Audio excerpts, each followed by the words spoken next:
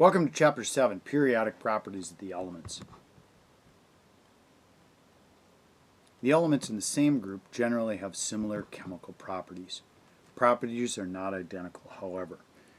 One of the main reasons elements in the same group generally have similar chemical properties is because the elements have the same outer electron configuration, and thus all of Chapter 6, and why we describe where the elements probably are. Dmitry Mendeleev and Lothar Meyer independently came to the same conclusion about how the elements should be grouped on the periodic table. And you can see here on this representation the approximate time when these elements were discovered and therefore added to the periodic table. For instance, Mendeleev predicted the discovery of germanium as an element with an atomic weight between that of zinc and arsenic, but with chemical properties similar to those as silicon. And if you look at the periodic table, here's the element germanium, and you can see that it's between gallium and arsenic and between silicon and tin.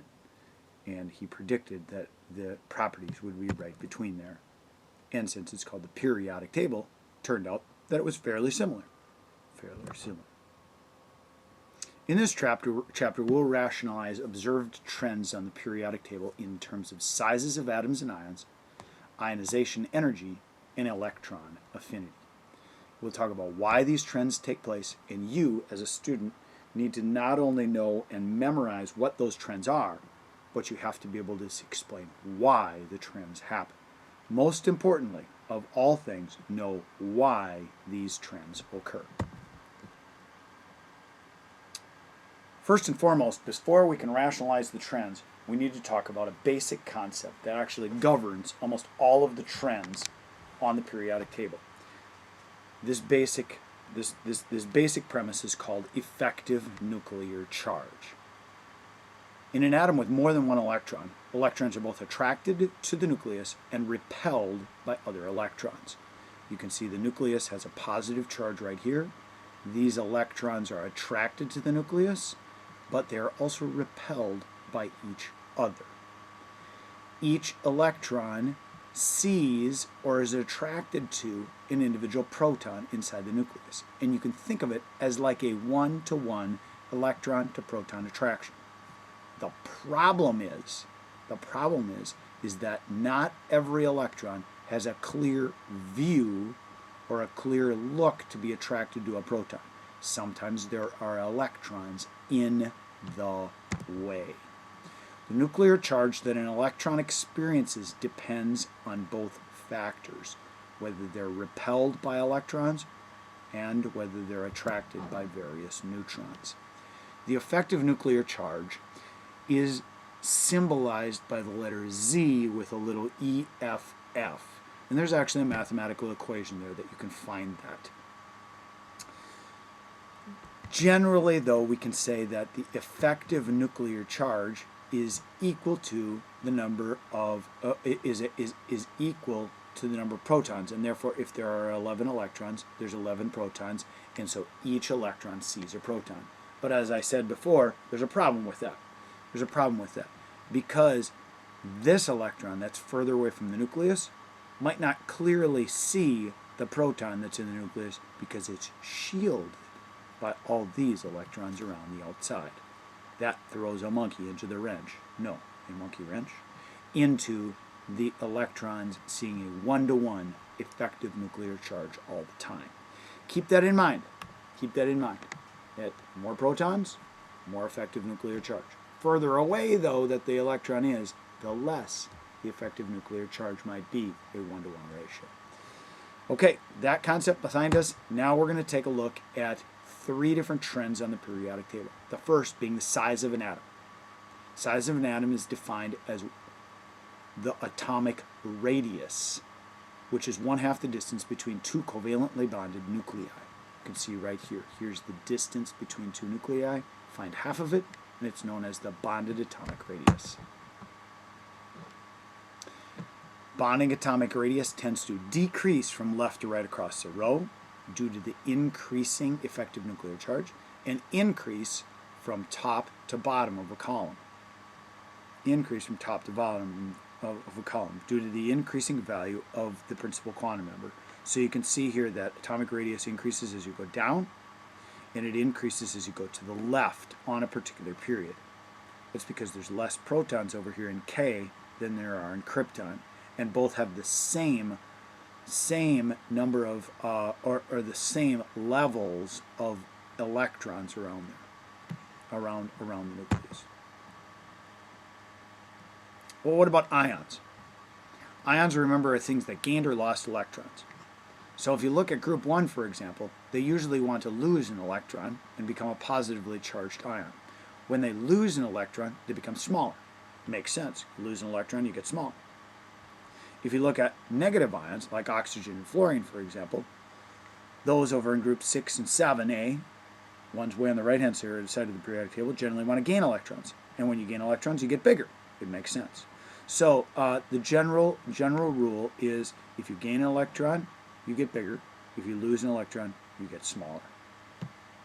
Atomic size depends on the nuclear charge, the number of electrons, and the orbitals in which the electrons reside.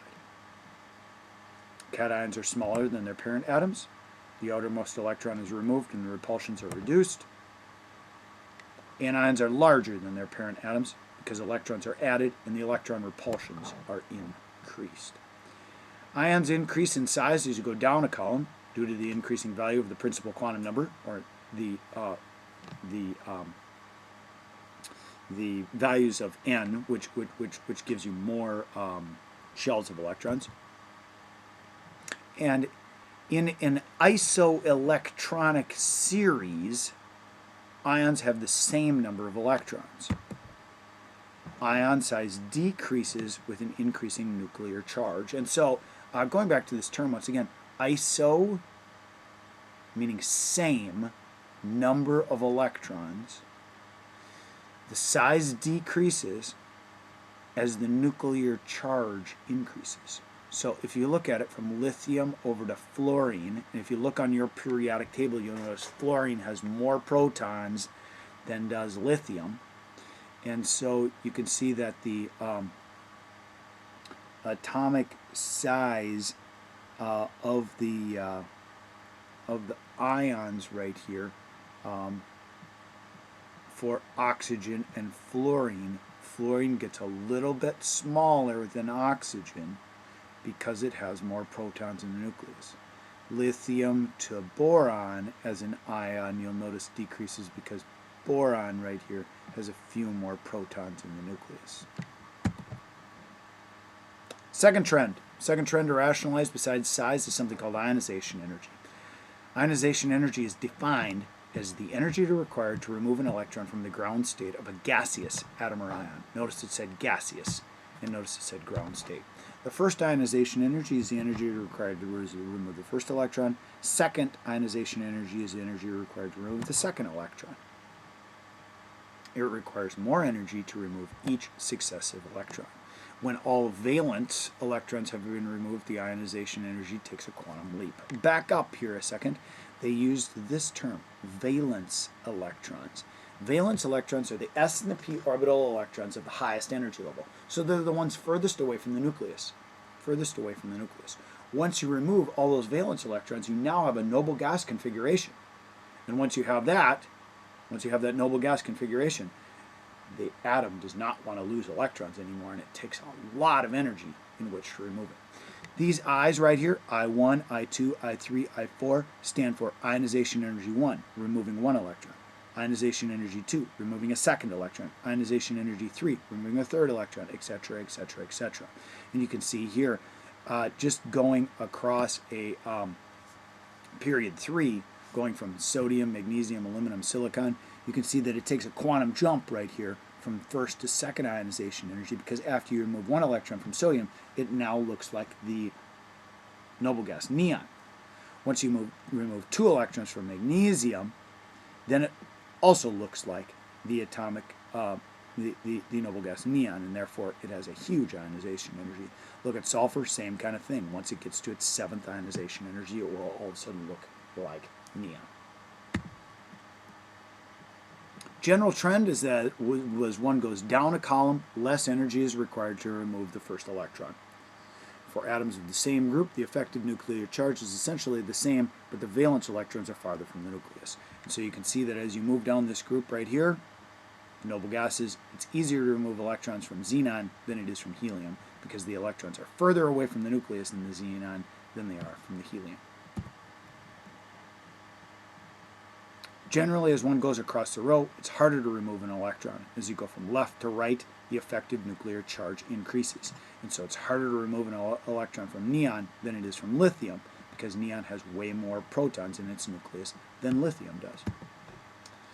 But there are two apparent discontinuities in this trend, and they're circled here on this graph.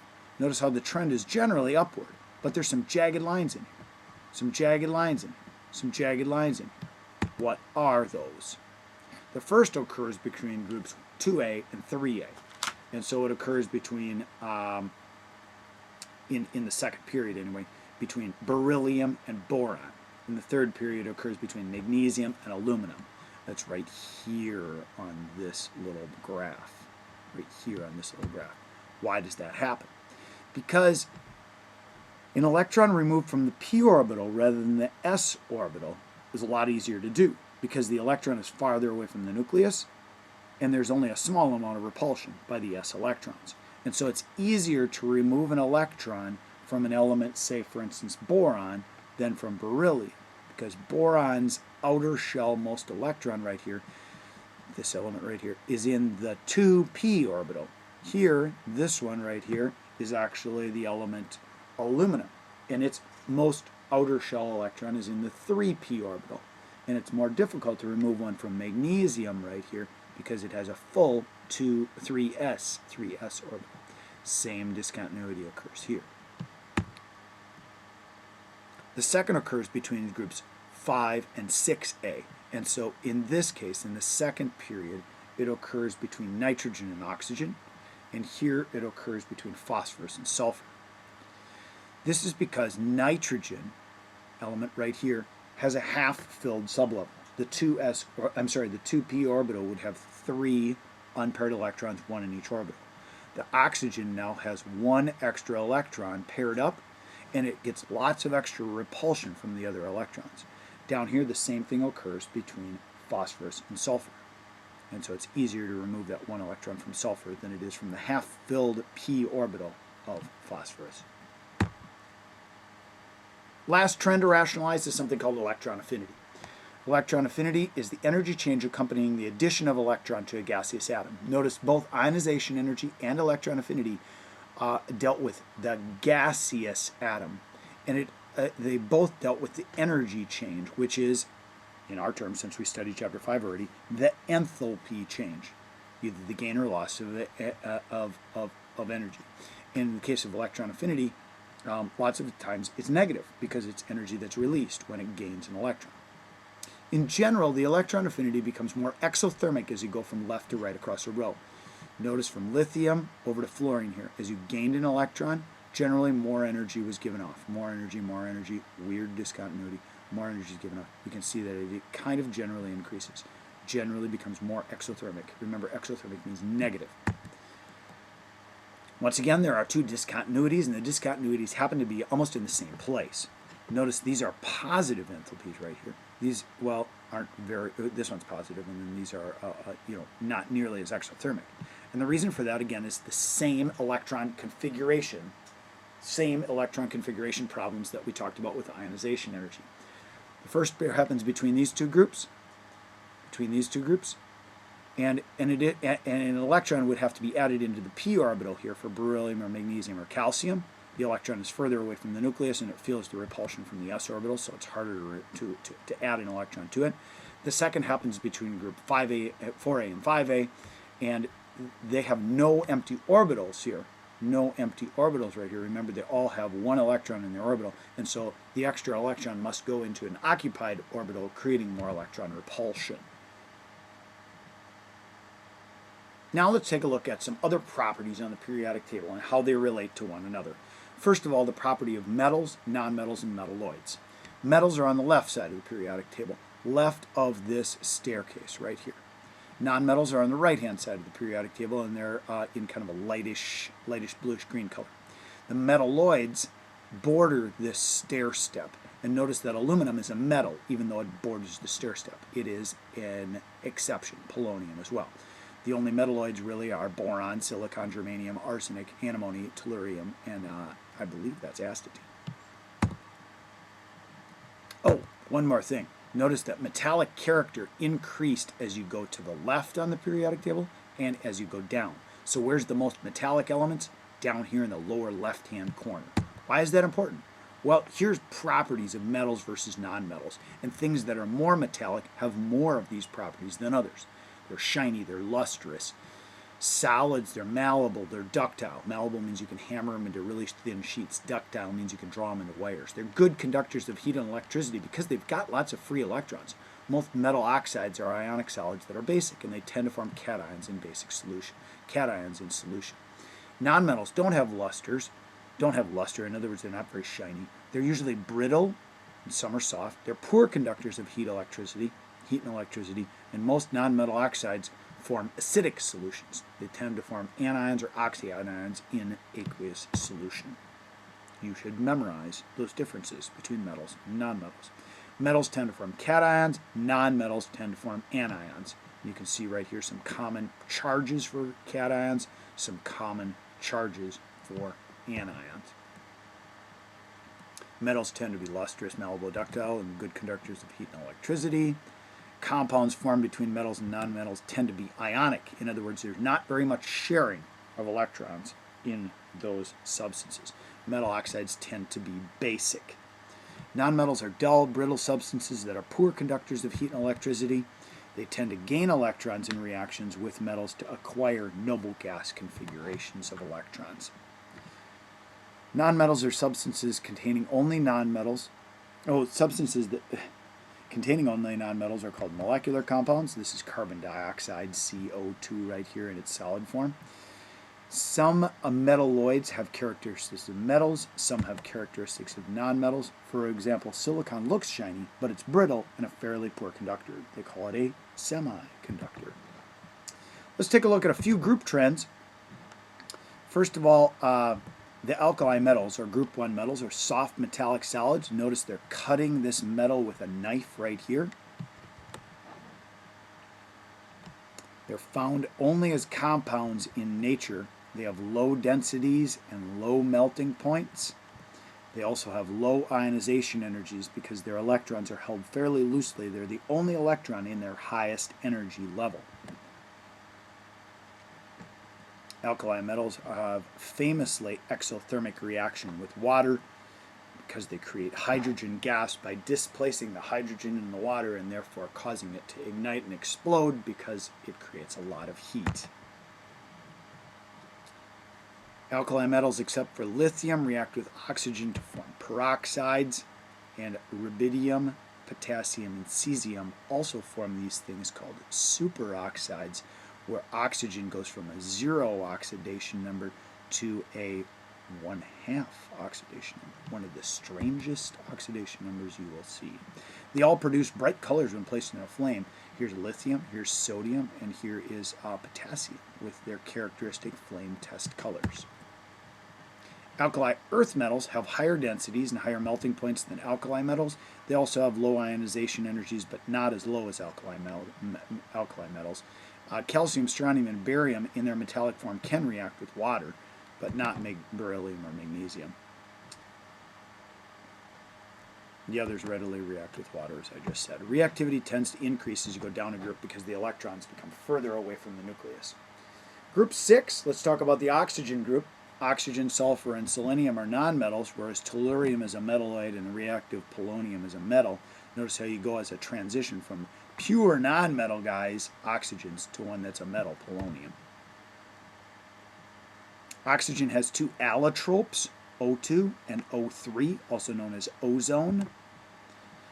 Forms 3 anions, the oxide ion, which is what it is 99% of the time, and then peroxide, which is O2 minus 2, and then superoxide, which is O2 minus 1, which you never see again. It tends to take electrons from other elements, and therefore it gains electrons for the most part. It is a good oxidizing agent. That's where the name comes from. Sulfur is a weaker oxidizing agent than oxygen. It generally exists in a ring form like this. Its most stable allotrope is this S8 ringed molecule. Halogens, fluorine, chlorine, bromine, and iodine are the prototypical nonmetals. Prototypical nonmetals, meaning they want to gain electrons. They have large negative electron affinities. They give off lots of energy when they gain electrons. Therefore, they tend to oxidize other elements easily. They react directly with metals to form metal halides. And chlorine is added to water supplies to serve as a disinfectant. It's a good thing to go around and destroy other molecules because it is a good gainer of electrons. Lastly, group 8, the noble gases. They have astronomical ionization energies because they don't want to lose electrons. They have a noble gas configuration already, and having a noble gas configuration of electrons makes them very, very stable. They have positive electron affinities. Therefore, they're relatively unreactive, and they don't react with very much of anything. Until you get way down here at the bottom with xenon and krypton, every once in a while they'll react with something. They're monatomic gases. They don't pair up. Xenon forms only 3 compounds, and krypton only forms 1 stable compound, and HARF was created in the year 2000. Those are a bunch of periodic properties of the elements. Good luck with your problems on periodicity and periodic trends.